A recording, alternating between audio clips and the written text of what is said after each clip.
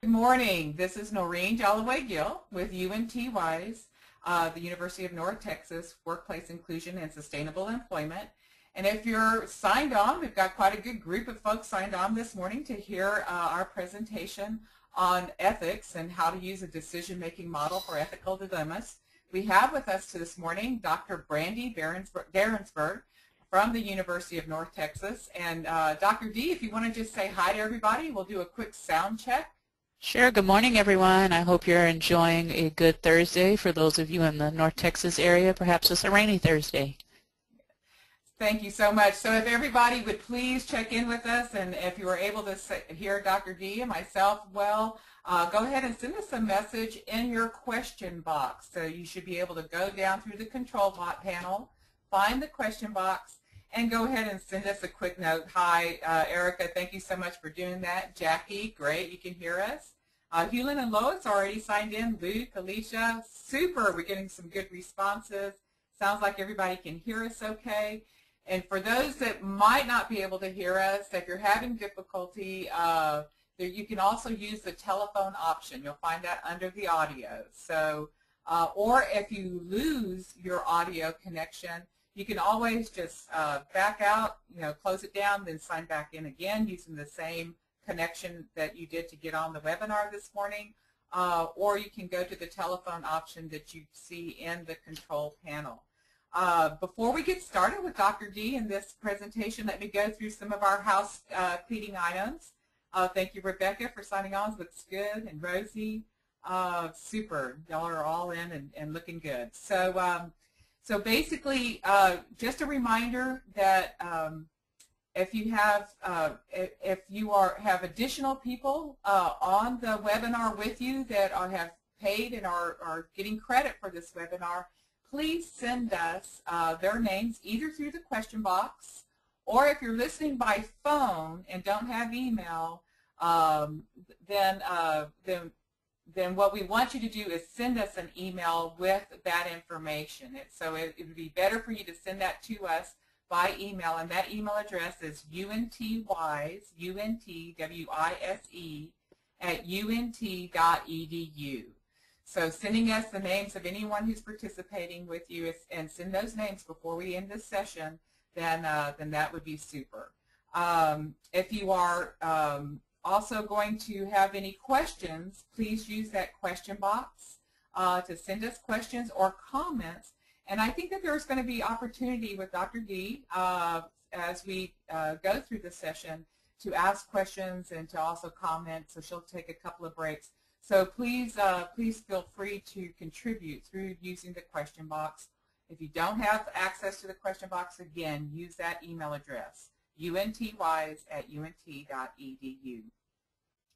So as you know, this is also for that CRC credit, so we'll talk a little bit more about that at the end of the session. This is the first of two sessions. Today's session is from 10 to 11:30, and then the second session will be on Thursday, May the 22nd at the same time. And we actually have a request for that second session that we'll talk a little bit more about at the end of this session. For those of you that have not met Dr. Derensberg and haven't heard her speak before, this is a very popular session that she has done for us in the past, and really is very, very helpful in terms of creating that decision-making model. Dr. Derensberg is an assistant professor at the University of North Texas. She received her doctoral degree in special education with a concentration in rehabilitation counseling from the University of Texas at Austin. She's also worked as a vocational rehabilitation counselor here in Texas. Her interests include the psychosocial aspects of disability culture, competence, and employment of persons with disabilities, specifically people with blindness or visual impairments. We feel very fortunate to have Dr. D with us today and on the 22nd. So Dr. D, thank you so much for spending your day with us. It's your morning with us, and we're really looking forward to this presentation. Thanks, Noreen. Well, again, good morning, everybody. I am Dr. D, as Noreen has shared with you. I like to think of this as almost like a little radio show. For those of you who may not know, I'm sitting in my office with a headset on. And as I'm giving this presentation, I am hearing my JAWS, my screen reader, read to me as well. So I'm getting feedback from Noreen, I'm getting the JAWS, and I'm talking to you with my little headset on. So I'm living the dream of being a DJ at least for the next hour and a half by talking to you about ethics. I'd also like to say that this week is finals week for us at UNT, so hopefully I don't share anything that's finals related because that's been on my mind all week. So I do invite you to ask questions as we go through this presentation. I want to make it informative for you, but I also, am a little informal at times so that you can definitely participate along with me. So please feel free as we go along. If you have any questions, go ahead and stop me, and I'll try to answer them as best I can. If it is something that I don't know the answer to, I'll give you my good standard, I'm not sure, but I'll check on that and get back with you. So, okay, just to give you a rundown of what we're going to talk about today, we'll talk a little bit about some terminology related to ethics. We'll talk about kind of the reasoning, behind ethics, and then we'll go specifically into 3 different ethical codes to give you an idea of what ethics looks like in relation to rehabilitation. And then finally, we'll kind of talk about maybe some ethical dilemmas. We'll talk a little bit about the ethical decision-making model, and then we will wrap it up and we'll talk about what's needed for our next session. So I'm going to go ahead and get started. Hopefully you can see the PowerPoint. We're first going to talk a little bit about some terms that are in relation to ethics. Those being ethics, laws, and morals. Often, people will think, oh, ethics, laws, and morals must all be the same thing. Not necessarily. They are similar in that they provide guidance in different areas, but they're a little bit different. So when we're thinking about ethics, we're talking about a set of standards or codes that may guide a profession. So we have ethics like rehabilitation ethics, there's medical ethics, there's psychological ethics, business ethics, something that's going to kind of guide a particular profession. Now when we think about laws, now we're talking more about a set of rules that have been developed by some type of authority to keep order in a community, to have social norms met for a particular society. That's going to be more of your kind of laws, more of a rules that govern a society. Now when we're thinking about morals, again, we're also thinking of something that guides you, but it more or less guides your behavior and what you deem as appropriate or inappropriate.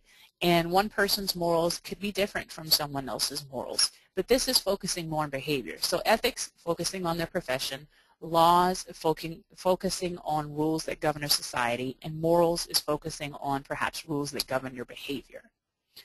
To give you an idea of how these may be intertwined or different, I'll give a couple of examples.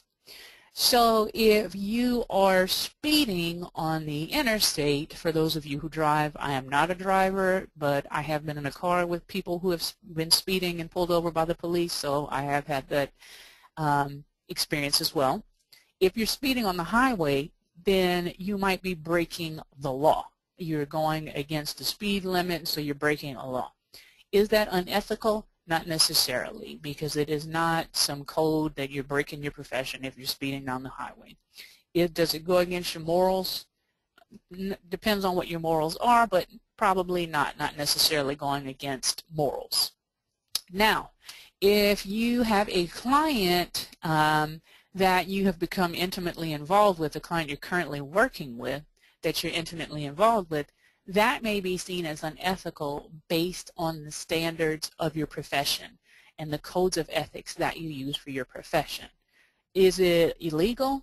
No, not necessarily. It's not necessarily illegal for you to have intimate relationships. Is it immoral? It depends on your morality. Maybe you're married and you're having an intimate relationship with the client, so maybe it does go against your moral code. But it is not necessarily illegal. Let's say that you go out and you are at a place having a good time. And maybe it's a place you don't normally go. Maybe you are, I'm just going to throw this out, maybe you're at a strip club and you normally would not go there. It goes against your morals. Is that illegal? Not necessarily. Is it unethical? Not necessarily either, but it may be immoral to you. I'm not saying that strip clubs are immoral. Let me be very clear. I don't want anyone to think that. Just providing some different examples. So when we're thinking, though, about ethics, laws, and morals, all similar in that they are some type of standards that guide something, but still a little different. So again, let's think about ethics. Why are we even participating in this webinar? Why is ethics so important to us? Again, when we talked earlier about ethics being this set of guidelines for a professional, again, it defines the profession for the stakeholders. So that if you are a consumer, if you are an employer of a particular group of professionals, you know, oh, they have these guidelines that they have to follow in order to be a professional and to provide good services. Again, it also helps you with decision making. So if you have a set of guidelines that you're following in terms of your ethical practices, if you are in a situation where you have to make a decision, it makes it much easier for you to go back to your guidelines or your standards and say, okay, if this has occurred, I should look at autonomy as a potential ethical principle that has been violated, and I can then make a decision that's best for me as well as for my client. Again, also it's an important component of establishing a profession so that you know certain guidelines may adhere to certain professions. So we as in rehabilitation, we're going to focus more on people with disabilities as a part of our profession, as a part of our ethical code, versus someone who may be in the legal field may focus more on the legal system. Their client may look differently than our clients, so their ethical codes might look a little bit different than the ethical codes for someone who is in the field of rehabilitation. Let's talk about stakeholders for a moment now so that we can talk about who are the people that are going to benefit from us being ethical professionals. First and foremost, it's going to be your consumers. You know, consumers, clients, what have you, what you may call them. Sometimes a consumer is going to be one person, a specific individual that you're working with. At other times, a consumer could be a family that you're working with. A consumer can also be an insurance company that you may be working with. That may look differently, but when we're thinking about stakeholders, consumers or clients are going to play an important role in your ethical practices. Because again, if you want to provide good services, you want your clients to know that you're going to provide fair, good services. So very important that your consumers are getting that from you. Also, professionals. It could be professionals you are working with who are all involved in rehabilitation, but it could also be other professionals that you're working with. We know in rehab we work with many other professionals who are not necessarily from the field of rehabilitation. We could be working with other allied health professionals, people who are physical therapists or speech therapists or occupational therapists. You could be working with insurance companies. Depending on maybe you're working with youth, you could be working with educators, with the education system. So letting them know, okay, we in this field of rehabilitation practice ethical services, so that you know as a professional yourself who may be in a different area that we're all kind of following these good guidelines so that we can provide really good services. And then your peers. And peers could be people in your office who may not also be following those same ethical standards. Perhaps you have someone you work with who does your billing, who may not necessarily be a rehabilitation professional by nature. So your peers know, okay, I know that there are codes of ethics for rehabilitation, so when I'm working on billing, I know that what I'm seeing here for these POs is fair, is just, and that the person is following ethical guidelines. and then the public, with letting the public know that we as rehabilitation professionals are providing good services for people with disabilities, so that the public sees people who are in rehab and thinks there's some great ethical people. We often joke here in our department and saying that rehab is the best kept secret. Well, once the secret is out, everybody knows, and they think, what a great field, rehabilitation, providing services for people with disabilities. That's the public, and that's what we want the public to see, is that ethical professionals are working with individuals with disabilities. Do we have any questions up at this point? Well, one question came up, and I think it has to do with, you were going through a variety of definitions. Mm-hmm. And so the question is, how do values or guiding principles fit into the ethical practices of an agency or provider? So we have, depending on the provider you're working with, if it is a provider that is not necessarily a rehabilitation provider, maybe they represent another allied health field. So let's just say your provider is a speech therapist. As a profession, speech therapy also has ethical principles and guidelines that they are to follow. So that would guide their practices as well. If you are providing support employment, for instance, or you're using a provider that deals with support employment, we're actually about to go over a code from the Association for Professionals in Support Employment that talks specifically about ethical practices and guidelines when working in the area of support employment. So if it is a professional that ascribes to a particular group, whether it's speech therapy, support employment, if it's someone who has a certification, maybe they're a certified rehab counselor, maybe they're a licensed chemical dependency counselor, maybe they're a licensed professional counselor, all of these individuals will also have ethical guidelines that they adhere to as well. So once a person goes into a professional arena and then receives a certification or a license, then there are certain ethical practices that one has to follow. Thank you, Noreen. Thank you. Okay, so now we're at the part where we're going to talk about 3 different types of professional ethics, looking at some standards. And the 3 that we're going to talk about, the first will be the National Organization for Human Services.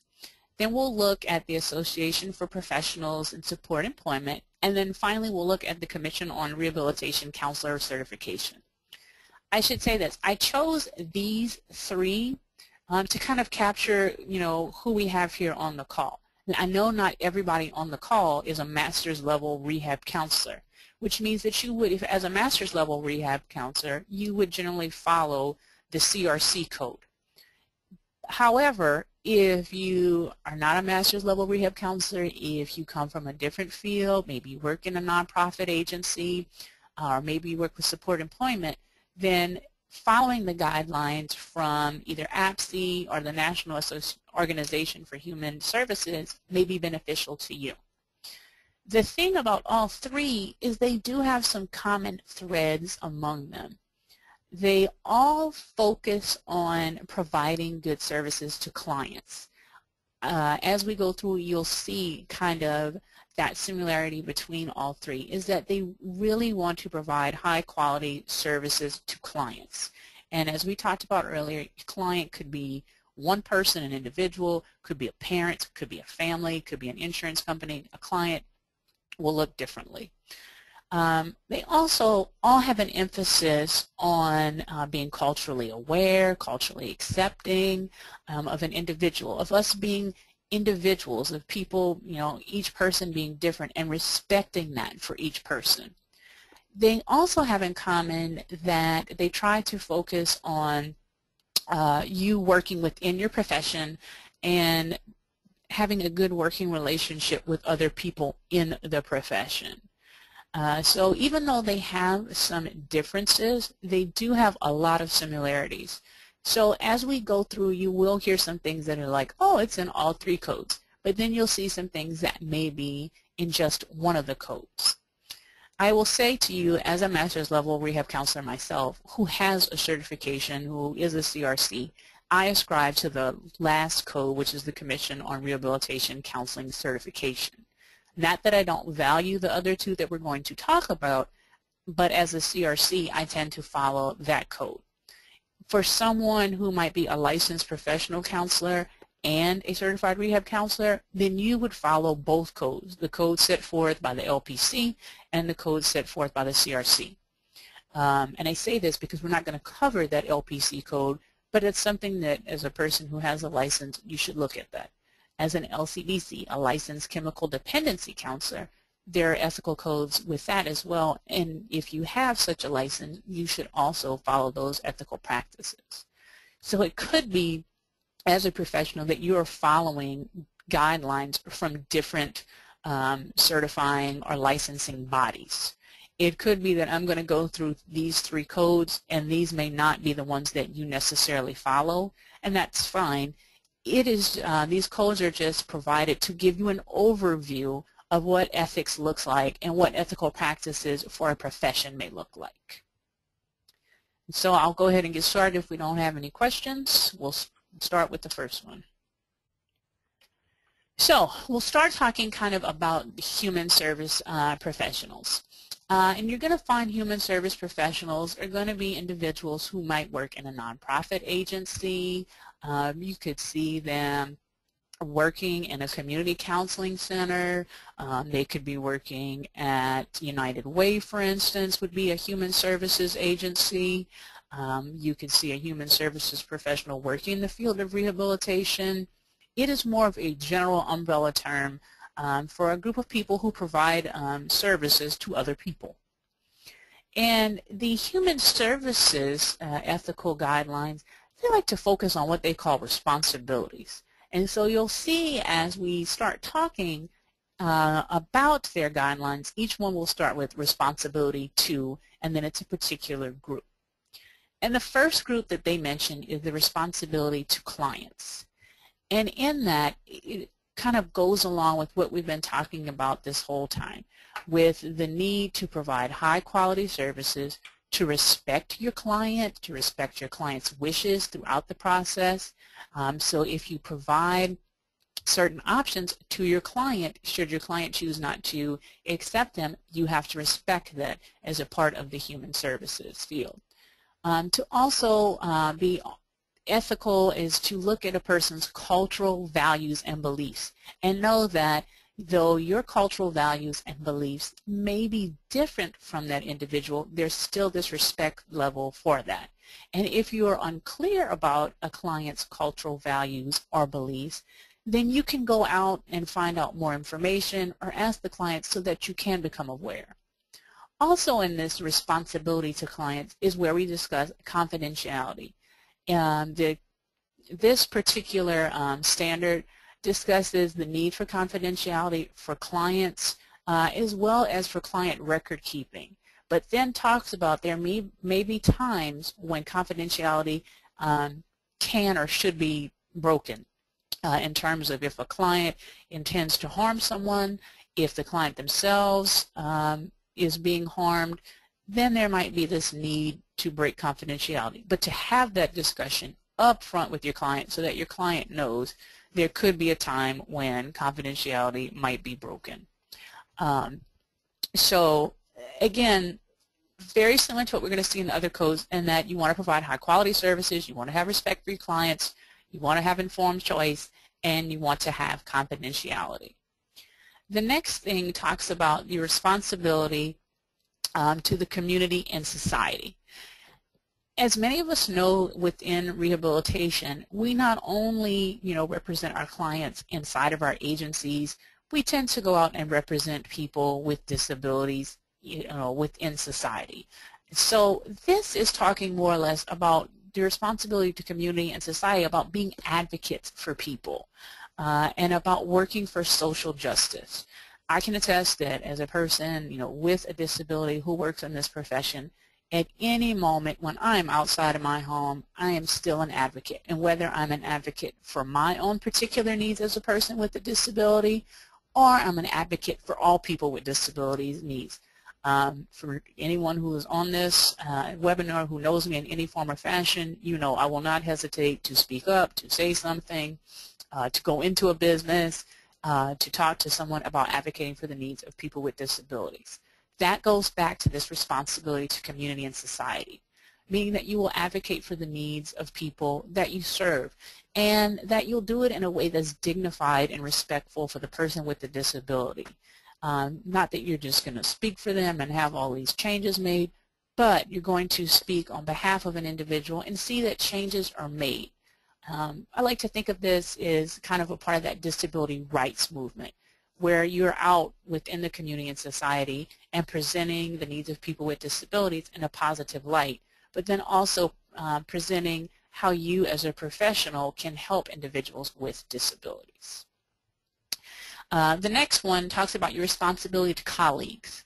I'm sure pretty much everyone on here has someone they work with, a co-worker or a colleague. So you have a responsibility to play nice, to be fair, to be kind to your colleagues that you work with.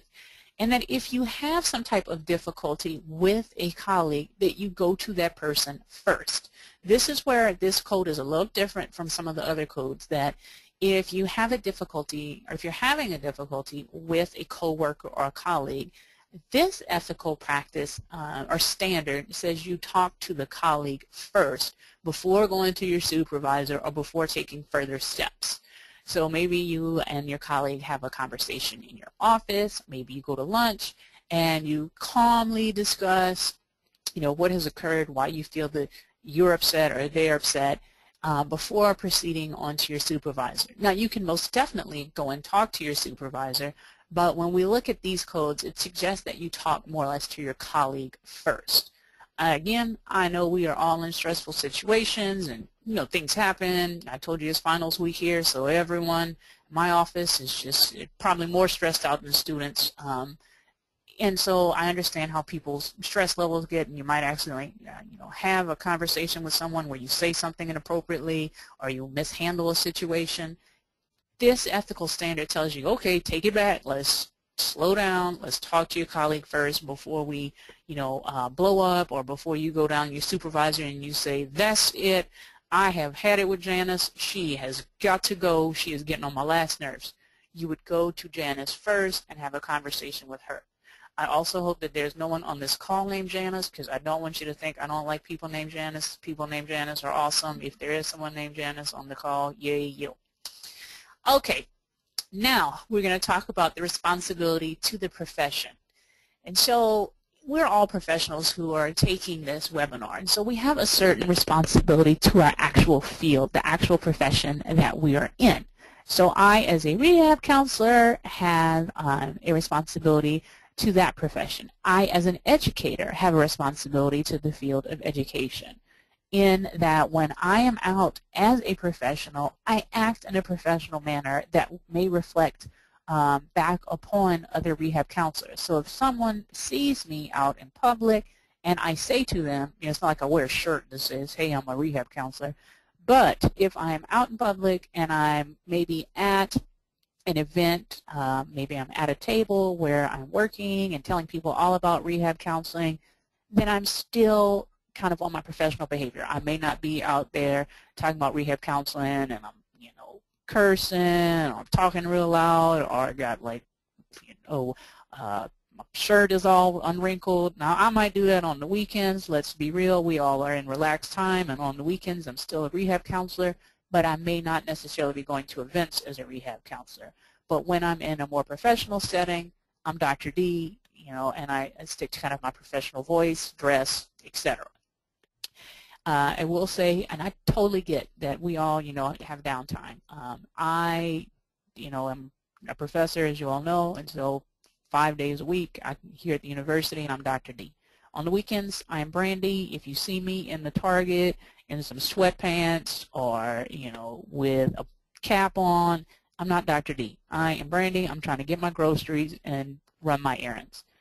However, that does not say, okay, I should, be rude to a student or not answer a question. I'm still a professional at the end of the day. So when we're talking about that ethical guideline with the responsibility to profession, that's what we're talking about.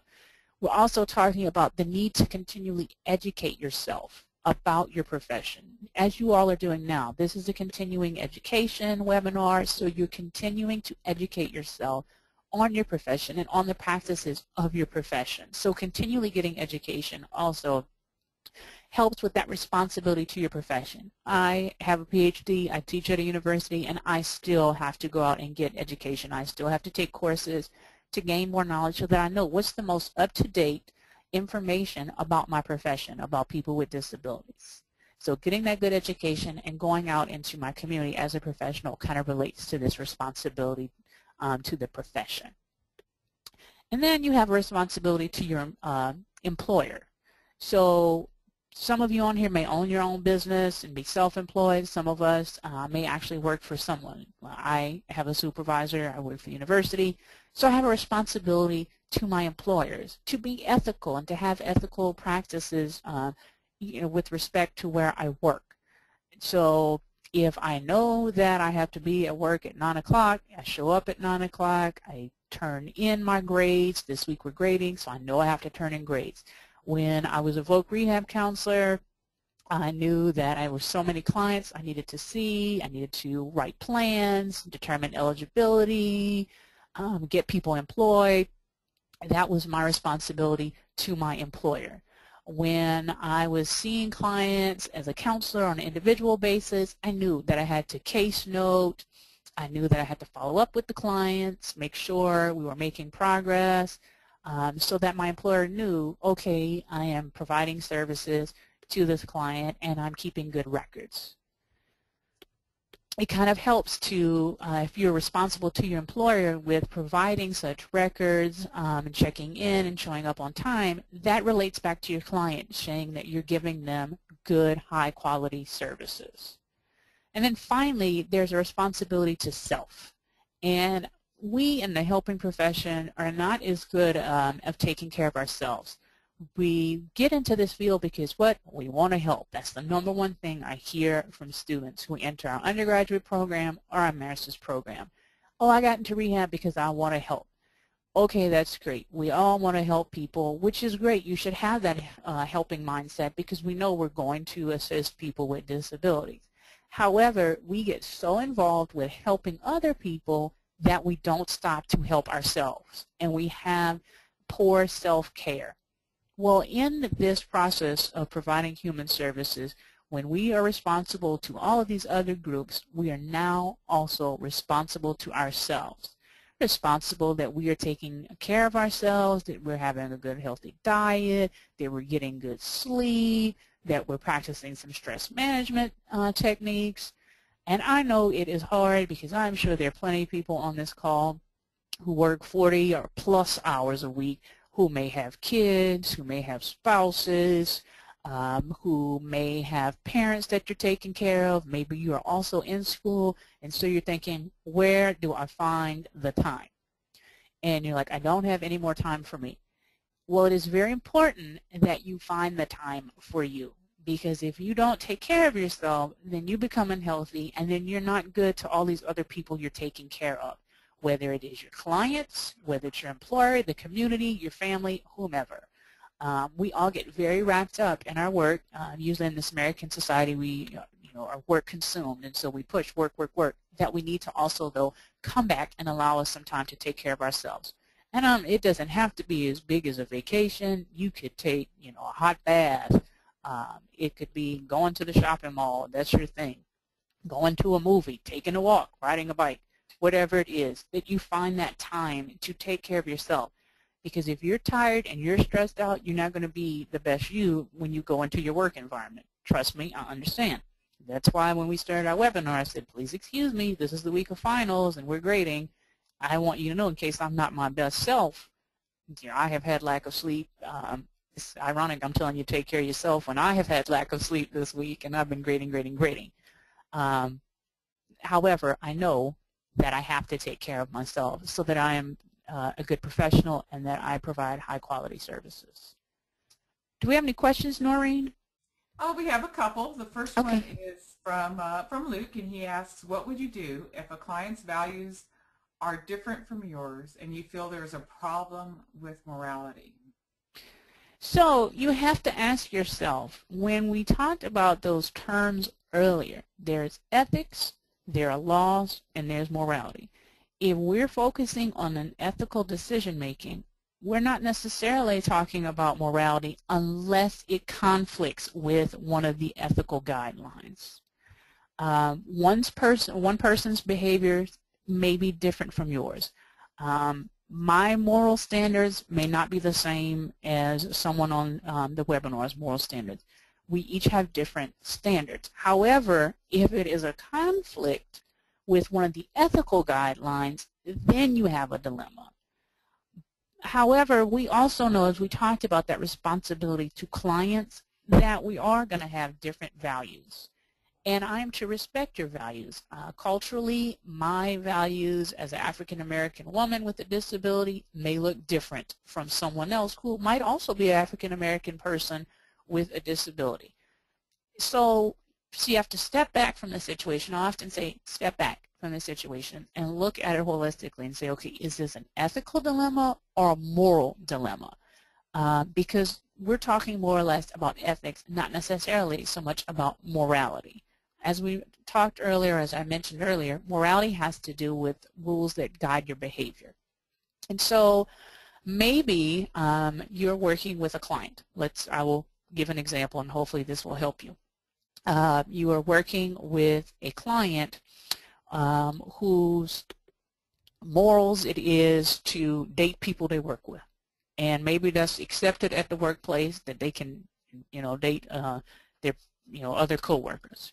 But you think that that's just immoral. You should not date your coworkers because maybe this individual is dating 3 coworkers right now at the same time. And you just think as a person, well, geez, you're dating 3 people.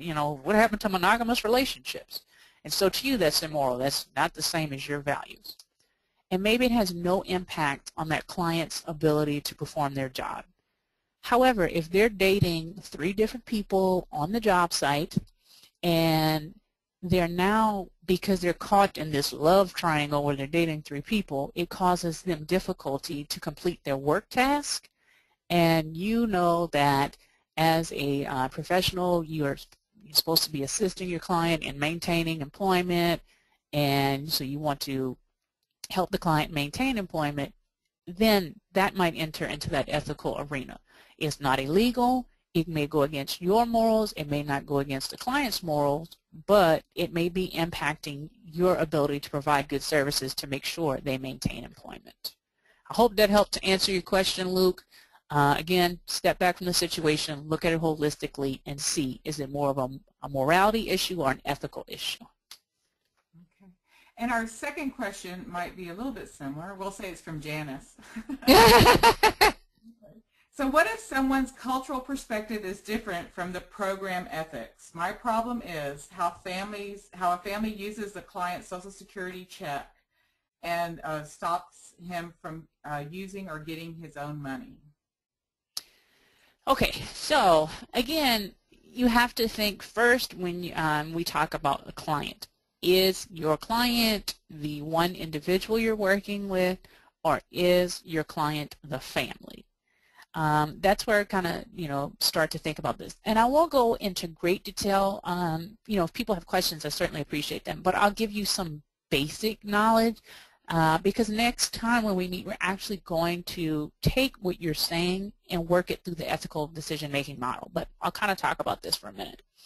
So your client, again, if the client is the actual individual and he or she has expressed to you that we'll say his, we'll make it a male, we'll give the person a name, a non-gender specific name. Let's say you're working with a client named Jody. Could be male, could be female. And Jody has expressed to you that Jody's family is taking the check each month or whatever, and is using that money on groceries, gas, etc. And Jody is not getting any money from the parents. Then you might want to discuss with Jody what Jody wants to do with the money, or how Jody can discuss it with Jody's parents, so that you're not necessarily involved in that. Jody is your client, not the parents. So maybe you empower Jody to have a conversation with Jody's parents to ask, okay, why do I not get any of the money? You know, what's happening with the money? Because you got to remember, this client, it sounds like, is living at home, and so this person needs to live at home and be productive, but you also want to empower your client to have money, to learn how to be financially stable and to be able to use that money.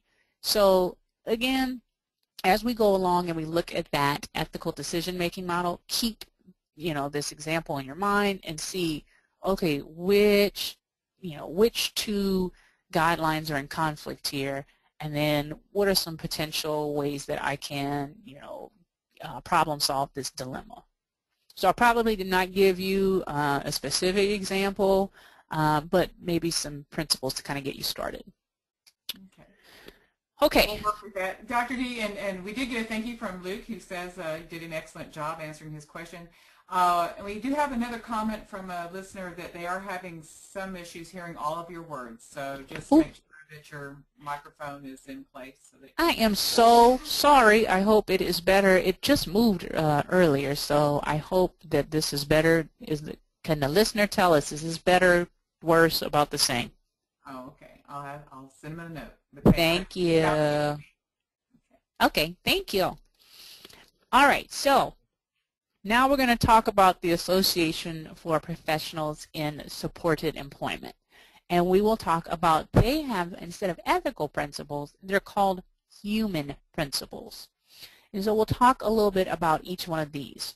The first principle, it deals with individuality, where we think of lack of grouping people, where we say, oh, you know, all people with developmental disabilities are the same. No, we know that people are individuals. I just mentioned earlier that I'm an African-American woman with a disability, with a visual impairment specifically. Well, I know other African-American women who have visual impairments, and we are not the same people. And I know for many people, you probably, especially those of us, I can say for myself as a minority, as a person of color and a person with a disability, I will be asked, well, you know, well, what is the perspective of African Americans on this topic? Well, I have no idea. I'm one person. I can tell you Brandy's perspective, but I don't know the entire African Americans community, you know, perspective on something. Or I'll hear, you know, oh, you're blind.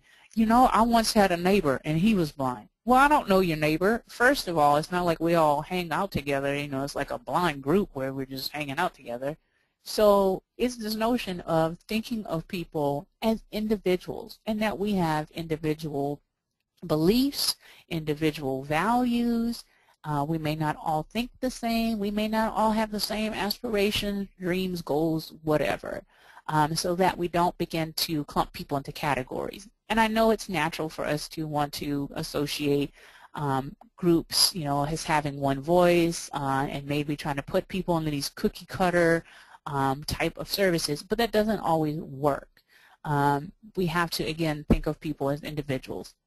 I can remember, you know, working, you know, for blind services, and you know, usually when you had a person who was new, as a new client, you thought, okay, assistive technology was one of the first things you thought. And already in my mind, I knew, okay, this person was going to need JAWS, Zoom text, a CCTV, and a large monitor. Again, the cookie cutter principle.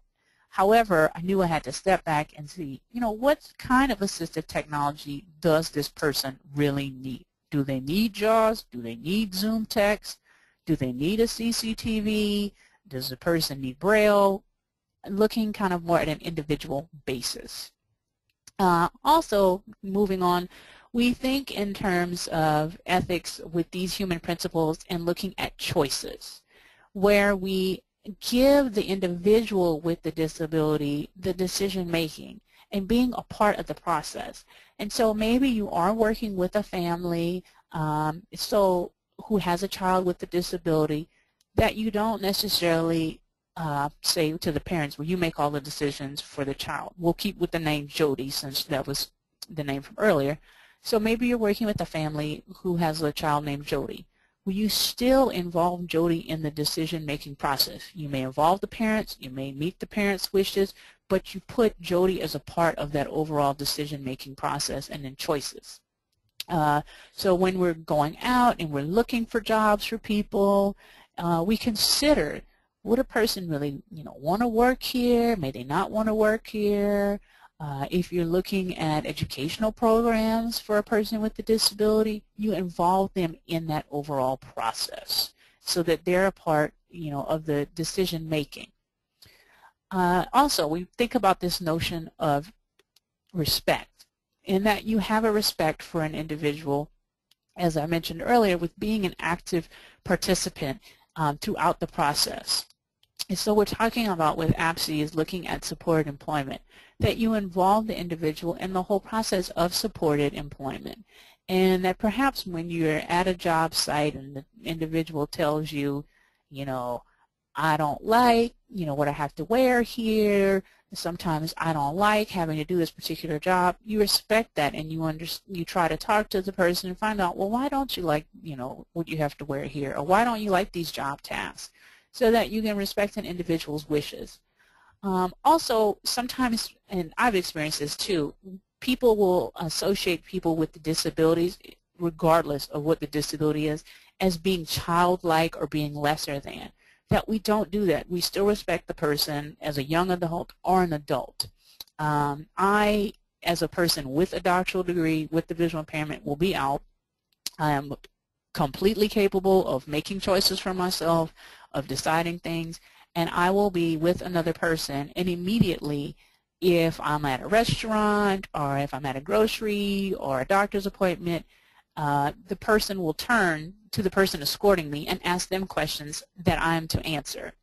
And as I mentioned to you, fully capable of answering questions, very well educated, but yet I will go places and they'll say, well, do you know what she wants to eat for lunch? This notion of respect. How about you speak to me and ask me what I would like to eat, for lunch? I may not be able to see very well, but, my language is perfectly fine. So it's that notion of respect.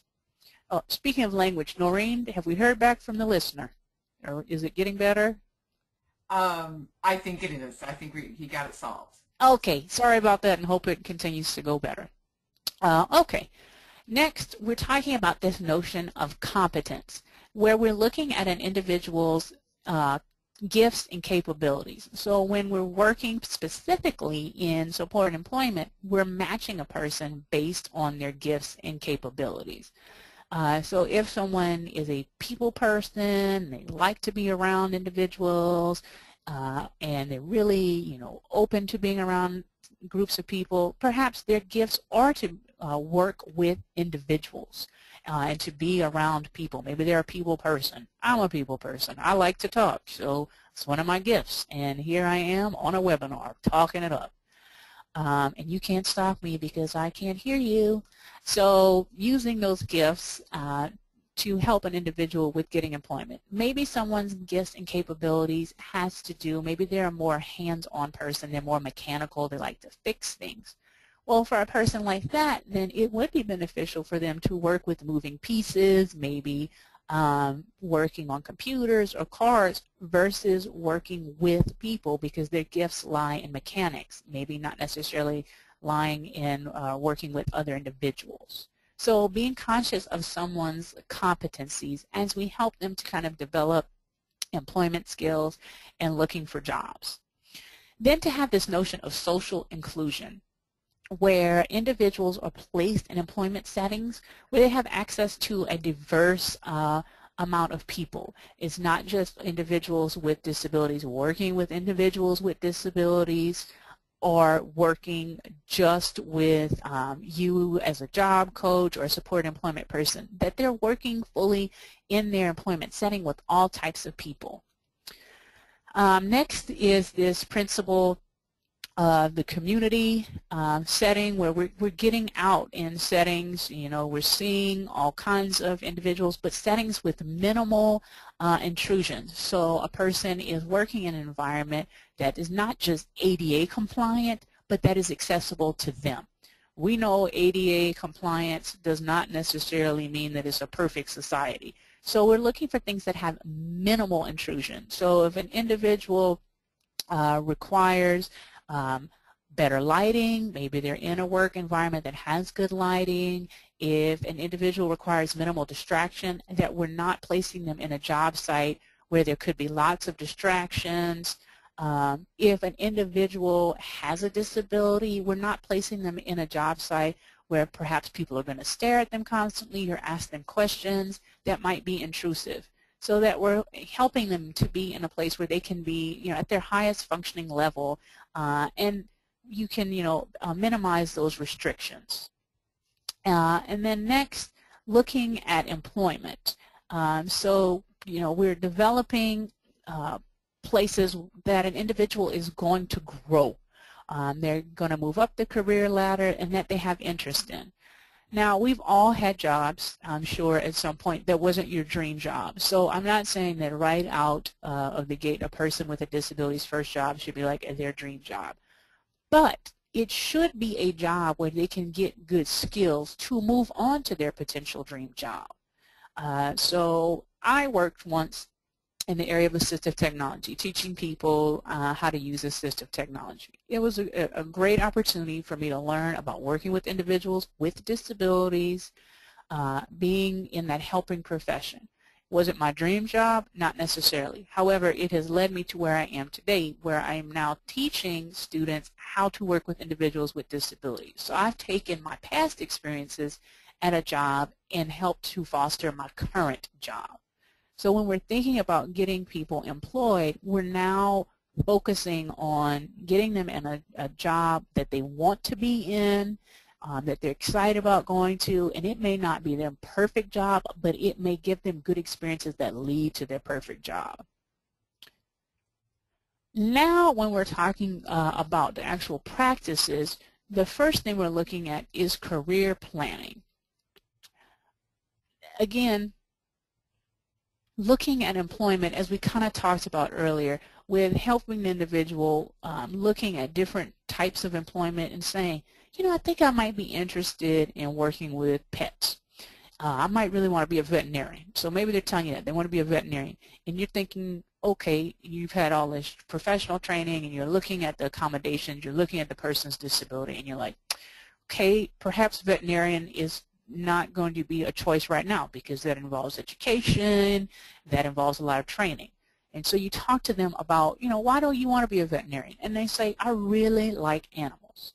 Okay, so you put that in the back of your mind, they like animals. So then you provide other choices that allow them to work with animals. Maybe they work at an animal shelter. Maybe they work at a pet store. So they're involved in that career planning process with you.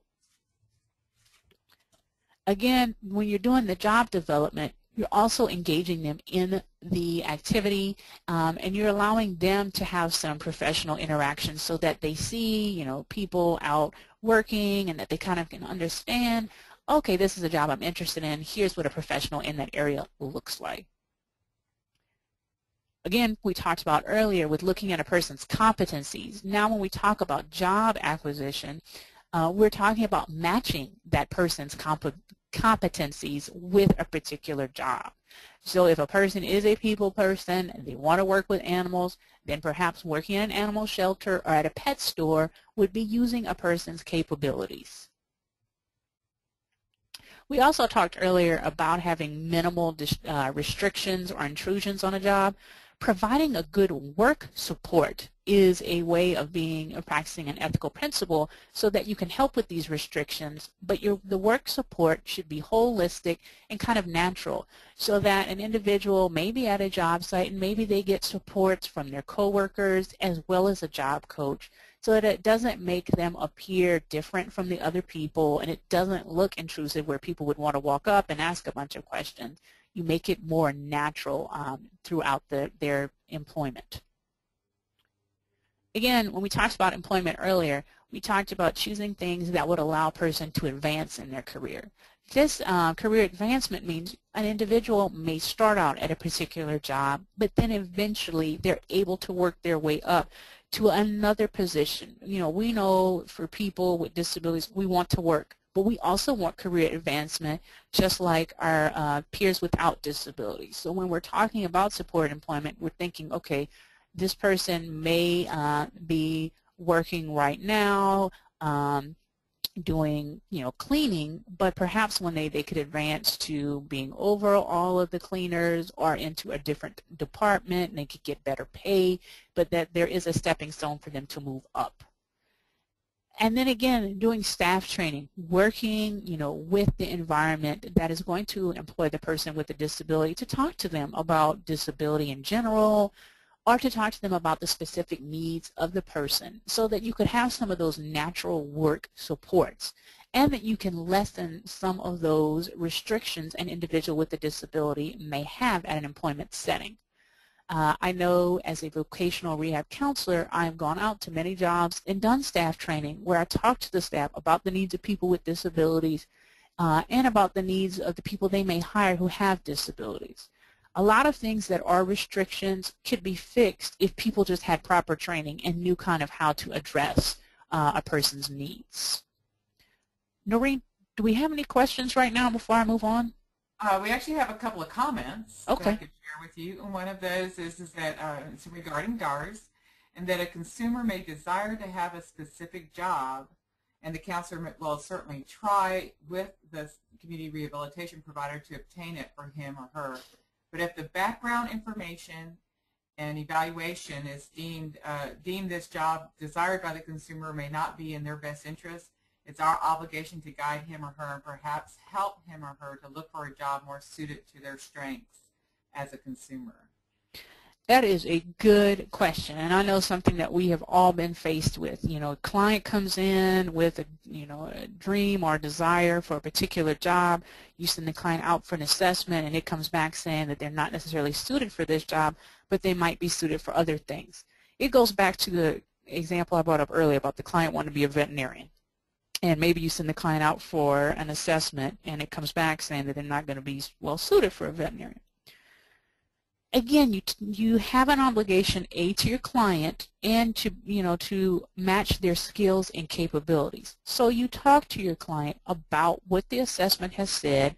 You don't necessarily focus as much on, well, you can't be a veterinarian. It's not that you focus on that, but you talk to them about their strengths. You come from a strengths perspective and say, here's what I saw from your assessments that says you have strengths in these areas. And a client may not even realize that they have strengths in another area. Then you talk to them about being a veterinarian and how that is a little bit different than what their assessment showed. And you talk about the various options a person has. And it may be that they want to be a veterinarian, has nothing to do with animals. Perhaps they have a family member that's a veterinarian. They saw a show on TV once about people who were veterinarians, and that got them interested. And now you talk to them about their assessments, and you said, oh, well, I show that you have these skills that don't necessarily match up with a veterinarian. A light bulb could go off for that person. They say, I never really thought about going into a career working with computers. And you guide them and you involve them in the decision making, in the choice process, so that they're involved in there. You've not squashed their dreams. You've now included them in a new process. And I know that's very difficult. I've been a client of rehab services, and I've had a dream that has not been fulfilled. I've also been a counselor for rehab services and know that it's very difficult when you have a consumer or a client who comes in who may have dreams or aspirations that don't necessarily match up with their evaluations or their capabilities.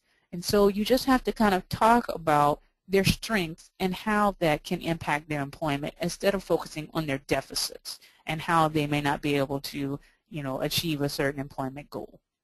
I hope that helped to answer your question.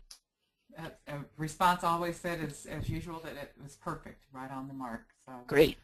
One other comment did come in, and I want to thank Jetty for sending it by email. She did comment that because the webinar, the system is not accessible for the blind audience, so she sent in her comment by email, so I appreciate that. She says, as such, I want to make a comment on the concept of values, since a couple of questions on values have come up. Values are defined as what you or a group you belong to feel is or are important. For example, rehabilitation professionals feel that independence, choice, and equal participation in society are important. These aren't guidelines, but they do inform our ethical guidelines. That is a spot on comment right there. And that is true for all of these groups that we're talking about today when we talked about human services, support employment. Values do help to guide these principles. So thank you, that was spot on. I appreciate that comment. Okay, so now we're going to talk about our last set of ethical guidelines, and this has to do with the CRC, the Certified Rehab Counseling guidelines. So we'll talk about these 6 principles and how they kind of impact the field of rehabilitation. The first one being autonomy. A person's right to self-rule, to self-govern, where you are independent and you can make your own decisions. Again, that's getting that client involved in the choice making and letting, you may inform them of a choice and they may choose not to accept that, and that is their right. Now, there may be consequences to not choosing that, but again, it is your client's right based on autonomy to self-rule, to choose what they would like to participate in and what they perhaps do not want to participate in. The next one is beneficence, to do good to others, which kind of goes back to all of the different organizations and ethical principles we talked about, providing those high-quality services to your clients, to do good to others. Now, our next principle is non-malfeasance, and that is to do no harm. So you, again, as we talked about earlier, where the client may have an interest in something that may not work out, whether it is due to their disability, due to capabilities, or due to interest. You might harm a client if you should put them in an employment setting that does not match up with their skills, abilities, or interest. And so that's that notion of non-malfeasance, is do no harm. You don't want to put your client in a situation that will be harmful. Then we have this next principle of fidelity, to be faithful. So if you tell your client that you are going to provide a service, you follow through and provide that service for that client. If you said you're going to do something, you need to follow through. And so if a client is expecting that they are to go for an assessment, you need to follow through and make sure that the client goes to that assessment and receives, correct information. If you tell a client that you are going to go with them to practice interviewing skills, then you need to follow through and be there to assist your client with learning how to do interviewing skills. The next notion is justice, be fair, where you are treating all your clients fairly, regardless of race, gender, ethnicity, sexual orientation, religion, etc. I can say as a client, I definitely can understand this notion of justice. As a person with a disability and a person of color, I get this notion of justice.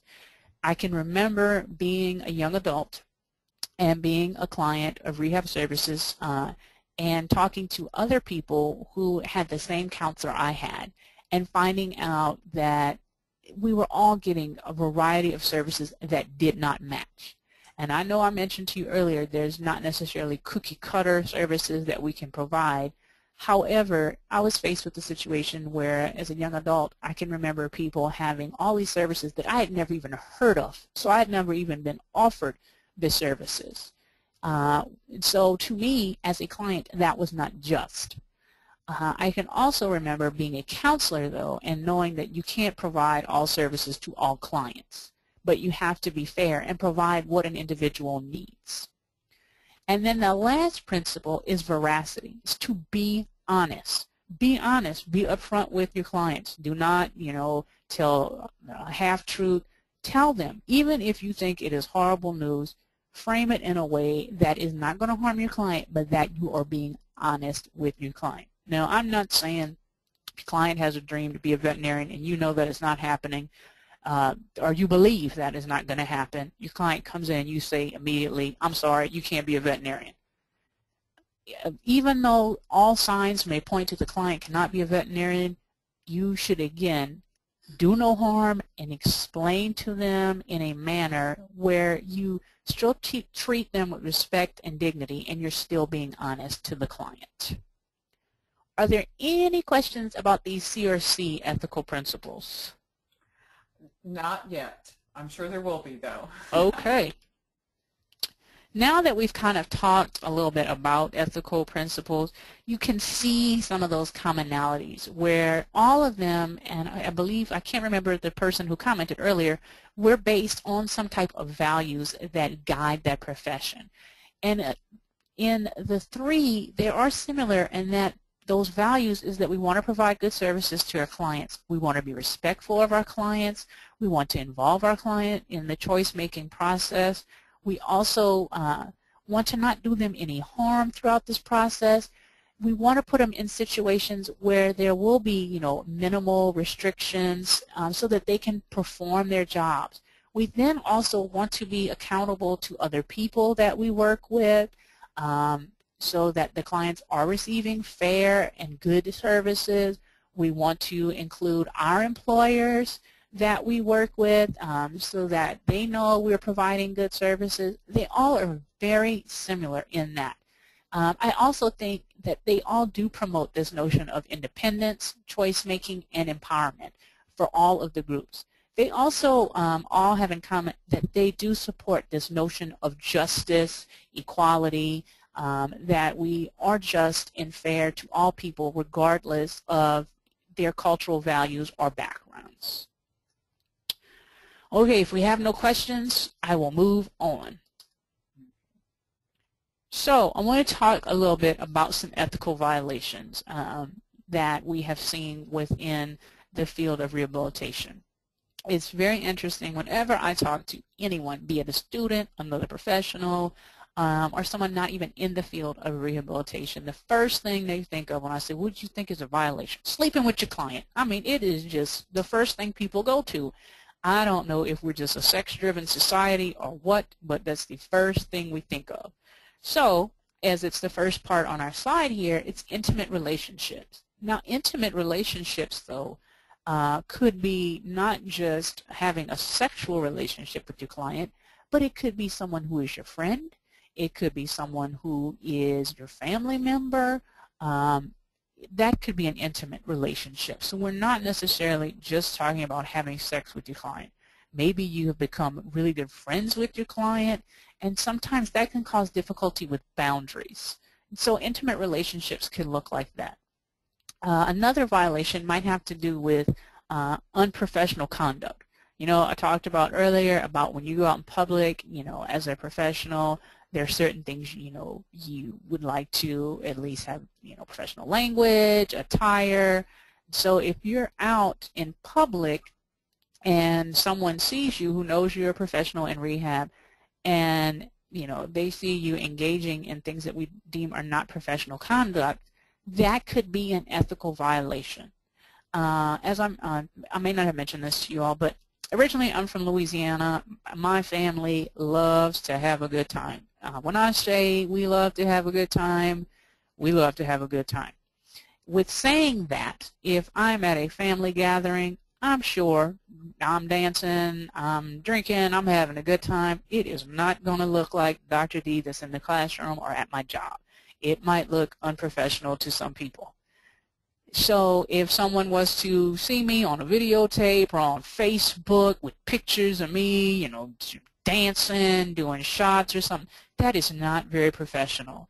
And in this, era of Facebook and social media, this is something to keep in mind, that your clients might see you on Facebook, you might see your clients on social media, doing things that you don't think, is very professional. Maybe you're on a vacation, and we all know when we go on vacation, we party it up. You might, and by party for you might be laying on the beach all day long.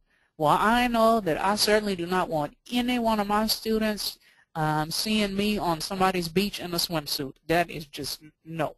Not that I'm not cute, but that's just unprofessional for me. So thinking about those things when we think about unprofessional conduct. Then again, dishonesty, where we are dishonest with our client. Maybe you withhold information, to your client. Maybe you don't tell them about services they could get, or maybe you've been working with the service provider and they have told you that your client is not going to match well for a job, and you just don't tell your client. You're dishonest. You withhold that information. That is also, going to be a type of ethical violation, because now you're doing harm and now you're not being faithful to your client and you're also not being honest. And then this lack of confidentiality. We talk about when working with clients, we have got to be confidential with not only the things the client says to you, but record keeping. Well, maybe you are talking to one of your colleagues about a client in the hallway.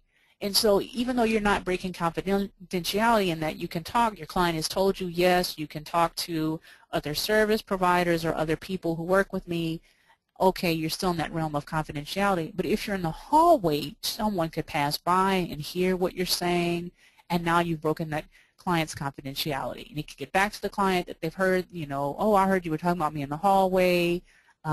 We often try to, when we talk about students, talk about in our offices with the door closed so that you protect the confidentiality of the student. It's the same thing when you're working with clients, protecting that confidentiality. And then we talked about this earlier when we talked about inappropriate employment. So obtaining that inappropriate employment, focusing back on the client's skills, capabilities, having respect for a client as an adult or a young adult could be a violation if you do not have that respect for that individual and you do not match that individual with an appropriate job setting. Are there any questions before we move on? We actually have several comments. Okay. And one is, as a CRC that works for a nonprofit agency, where is the line drawn when you feel the CRC ethical principles are in conflict with the vision or mission practices of the nonprofit agency? Who gets priority, the CRC guidelines or the nonprofit agency? Now, that is what we call an ethical dilemma. Because who do you follow? Your CRC, because you want to be current with your certification, but then you also want to follow the principles of your employer. Again, I can't give you a right or wrong. This is the thing about ethics that I should have mentioned from the beginning. There is not always going to be a right or wrong or a black or white answer. Ethics is where it gets real gray. The dilemma is that gray piece. So you have to now, again, sit back and look at your ethical principles and see how they align with the situation, and then perhaps talk to your employer about, okay, I have to follow these principles. I'm a certified rehab counselor. Here is the dilemma that I'm seeing, and work through that ethical decision-making model. I can't tell you, yes, your agency trumps what your CRC says, and I can't say to you, nope, sorry, CRC trumps that. You should follow CRC codes and forget your agency. The two have to almost work together hand in hand, and so you have to figure out, how can I work through this dilemma so that the two can work together. Okay, I hope that was helpful. All right. And the next comment actually comes from Jedi again. She told me that her name actually is pronounced like as in the Star Wars. I love Star Wars. Yeah. And the question is, why isn't confidentiality listed as an ethical guideline for CRC? It is an ethical guideline. Confidentiality is a huge one for CRC. It's just not in those 6 principles. It is an assumed guideline for the overarching ethics of CRCs. It's just not necessarily one of these principles. I will say this, though, it does apply to many of the principles. So if you break confidentialities, you may not necessarily be practicing beneficence, because now you are not doing good if you're sharing other people's information. You could be harming a person, which goes back to that non-maleficence, where you do no harm. So confidentiality is an overarching part of CRC ethics. Please let me make sure you know that. It is just not one of the CRC ethical principles, of those 6 principles, but it is definitely a major part of CRCC ethics. So thank you, Jedi. And the last question, you might actually want to save this for next week. You're right at 11:15, so you have 15 minutes left of the seminar. But the next question is, what would you do when consumers have inappropriate pictures on email and they are asked to remove inappropriate photos on email when you are assisting the consumer with job placements? So whoever you are that asked the question, I think it's awesome. I think this would be a great case study if you will frame it in that way and send it back to us, and it could be one of the ones that we address next week. Or in 2 weeks, not next week. Next week I will not be sitting here. That we address in 2 weeks. I think that would be a great one since we know there's such a big push right now for social media. So if you don't mind, if you'll hold that one and send it in, we can definitely look at the ethical decision-making model and see how we can address that. Okay. Thank you, Gloria. We'll be sure and send her a note to do that. Thanks, Gloria. Okay, so let's talk about some common ethical dilemmas. We kind of talked about a few, so we'll talk about a couple of them real briefly. So it was interesting because we just had the question about what do I do? Do I follow CRC codes or follow my employment codes? This is competing, standards to follow. This could be a dilemma because they could be conflicting, they could be different. How do I know what to do? You could also have, maybe you're using one particular guideline. So maybe you're using the human services guidelines and you're like, am I supposed to be responsible to my client or am I supposed to be responsible to my employer? That would be an ethical dilemma because there are some conflicting and competing guidelines. We've talked about this earlier too. There's a conflict between what is ethical and what is moral. And now you have an ethical dilemma. If the client is doing something that you deem is immoral, is it unethical? There's a conflict there. That makes it a dilemma. Perhaps you're not clear. You have all these ethical standards. I've told you all these standards, and you're still kind of not clear on what to do. It is complex. It might apply to many different things. Now you are faced with an ethical dilemma because it's not clear. You don't know which way to go. That makes it a dilemma. And then there might be some reason that prevents you from using the standards in a clear manner. Okay, I see that it applies to, being fair to my client, but am I really being fair? I'm not sure. That creates the dilemma. The dilemma is the problem you have here. And then you're going to use these problem-solving skills to help you kind of make a decision. Does that mean the decision you make is going to be the right decision all the time? Not necessarily, but it may be the best decision at the time. The ethical decision-making model that we're going to talk about momentarily will kind of help you work through that so that you don't just automatically jump to and make a decision. Now we're going to continue to kind of talk about these common ethical dilemmas.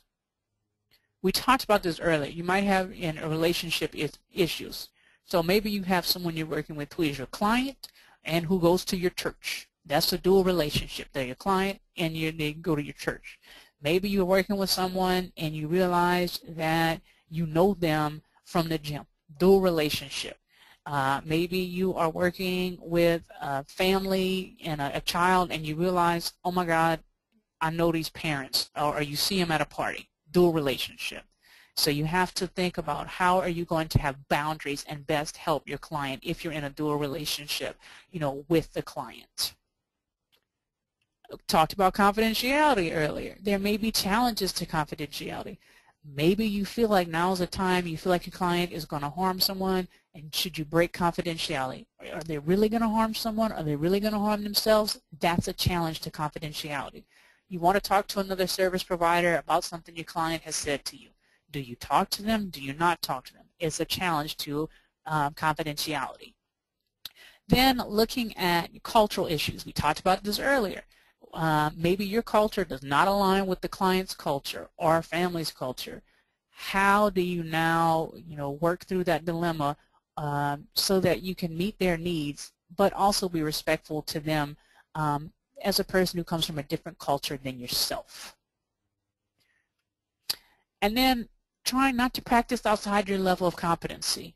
There are certain things we as rehab professionals know that we are trained to do, whether you're trained at a bachelor's level, a high school level, a graduate level, whatever that is. There are certain areas we are trained to help with, but then there are other areas that we are not trained to assist with.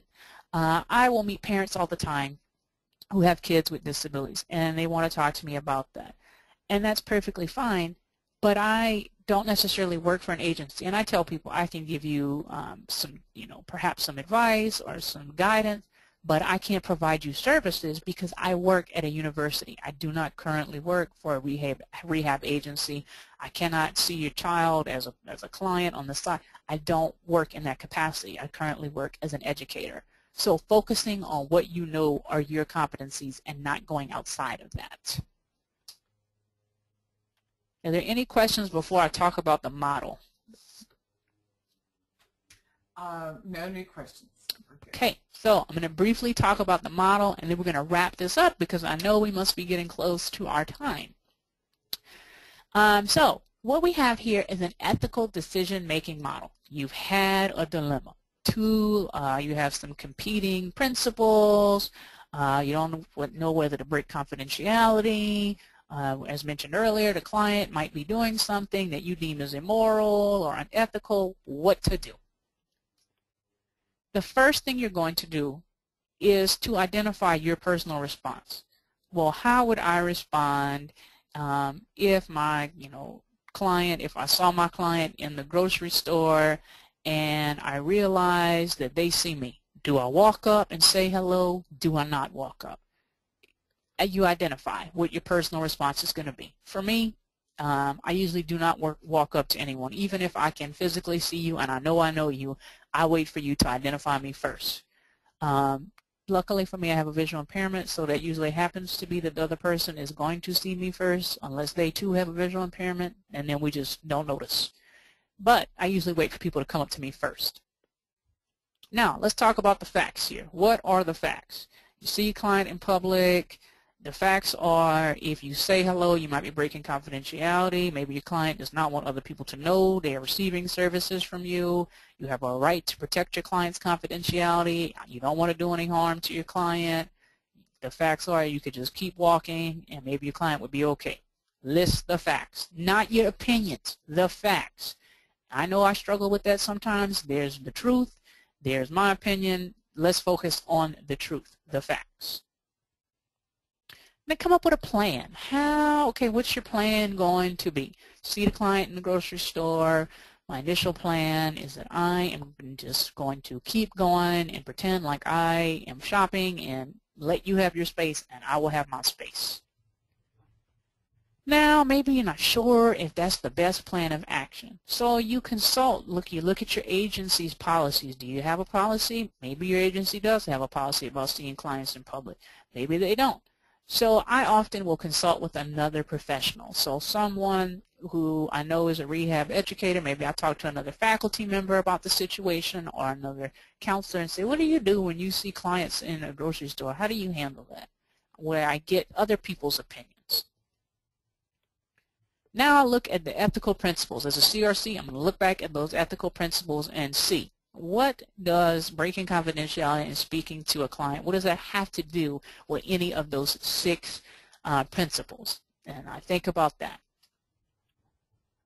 Then I'm going to, are there any legal issues here? If I say something to my client in public, is that going to cause any legal issues? Maybe, they're involved in some type of litigation and so people don't know they're receiving my services, and once I say something now other people know that might harm them in a court case. Maybe they're in a divorce and they're out with their husband and kids and I know the person's in the middle of divorce and and now breaking the confidentiality and the husband is like, oh, so you're seeing someone to help you, get through our divorce.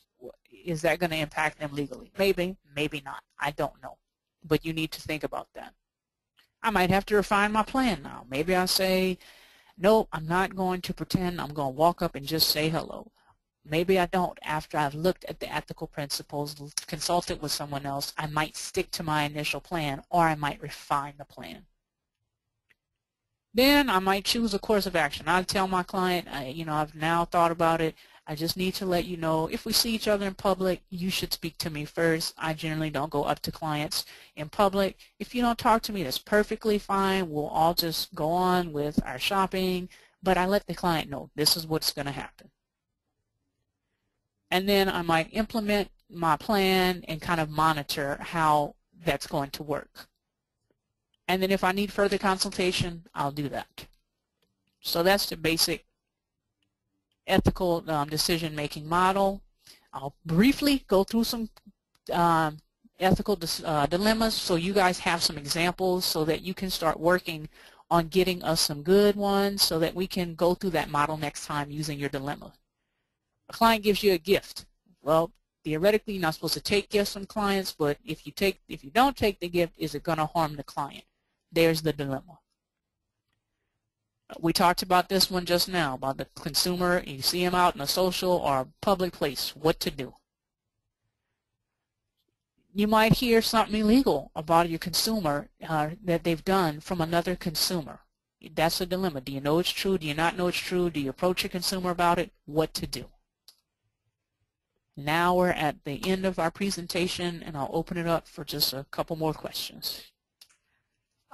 And so one of the comments is that laws can and do supersede cultural and religious beliefs. For example, parents have religious beliefs that don't allow them to allow medical intervention for their child, and their child dies due to the lack of the medical intervention. So that would be quite a significant conflict.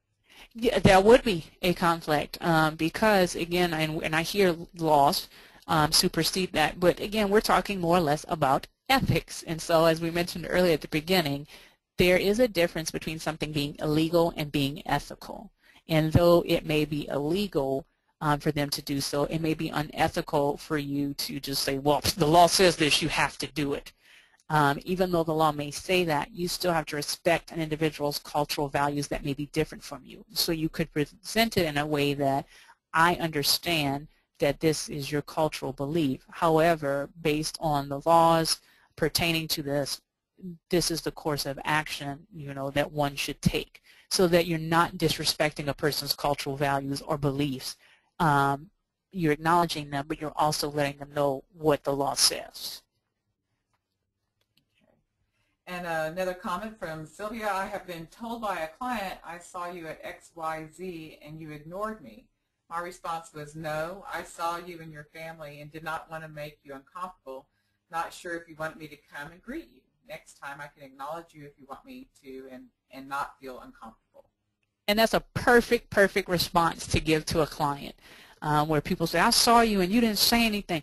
That was perfect, Sylvia. That's a great response. So you've let your client know, in the future, if you want me to walk up, I will do so. And another comment was actually along the same lines: is do you have an obligation to tell your client why you behave that way, or do you just wait for them to approach you? You can wait for it's however you choose to do that. Okay. All right. So that at this point is all the questions we have, which is a perfect timing because we are just a couple of minutes before closing the webinar this morning. We do have a reminder going out to everyone. Gloria already has her question sorted out to send us in regards to social media. Others may want to add to that. But on our next session, which will be on Thursday, May 22nd from 10 to 11:30 a.m., we are asking for participants to send us ideas and situations that reflect ethical dilemmas, and to have those sent to us by, if you could send those in, please, by Friday the 16th. That'll give Dr. D and also Martha Garber, who's the director over UNT-WISE, an opportunity to look at those, sort through them. They might combine a few of the scenarios that are sent in, but then they would have a chance to look at them and have them available for us at the next session. And as usual, I want to make sure that everybody has our email address, untwise@unt.edu. And if you have any questions, be sure and send those to us. And we are available and ready to go for our next session on the 22nd. Right, Dr. D? Yes, and thank you guys for participating. Great comments, great questions. I cannot wait for our next session.